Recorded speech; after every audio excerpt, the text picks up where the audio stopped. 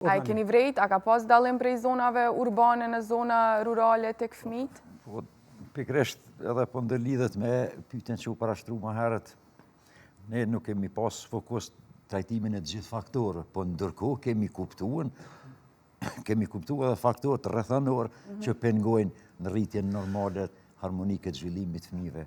Tani duke i vizituar, duke i shëtit qendra tjera, kemi has divergjenca shumë të mëdha.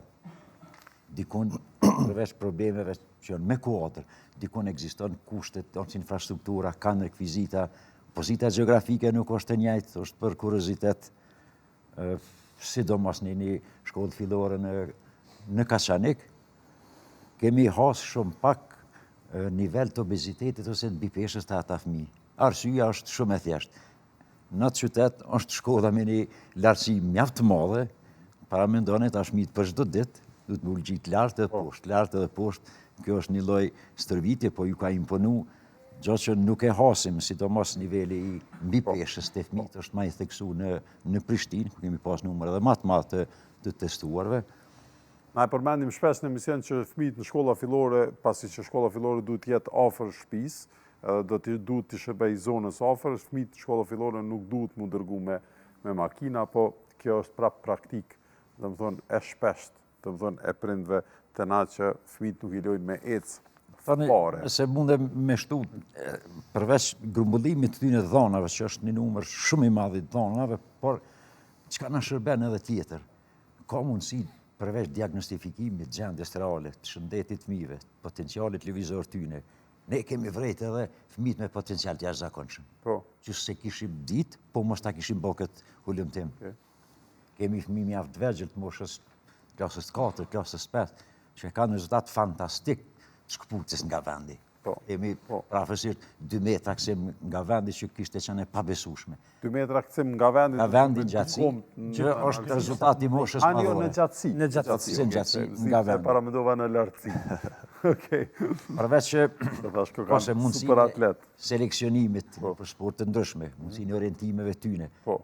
Është edhe ona tjetër që shohim edhe defektet ndryshme që vetëm pedagogu i edukimit fizik i vrejnë këto dukuri.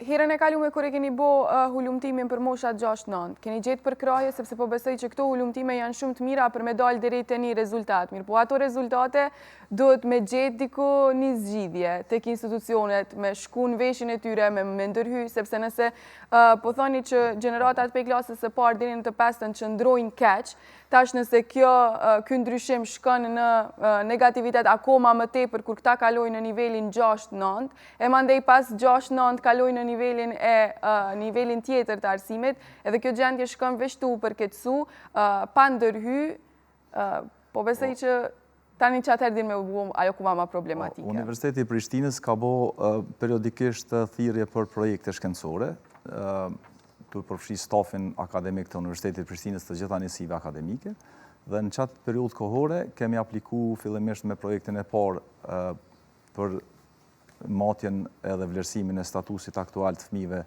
prej klasës 6 dhe në klasën e 9. Pastaj në thirrjen e dytë kemi bo projektin e dytë që ka përfshi klasën 1 deri në klasën 5.